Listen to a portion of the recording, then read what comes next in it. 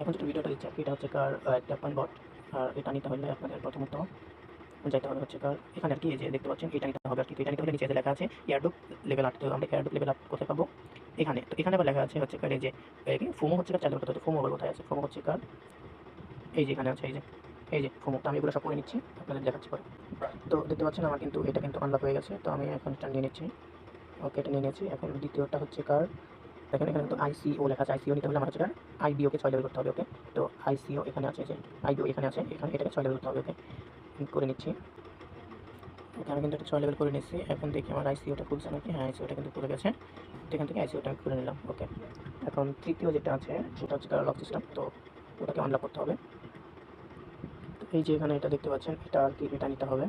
তো এটা চাপ দিয়ে ক্লেম করে নিলাম। আর কিন্তু দিয়ে দিচ্ছি আজকে কম্বোগুলো আমি কিন্তু পেয়ে গেছি। ঠিক আছে, তো এগুলো কম্বো আমার 12 ঘন্টা সময় আছে। যারা যারা নেন না শীঘ্রই নিয়ে নেন।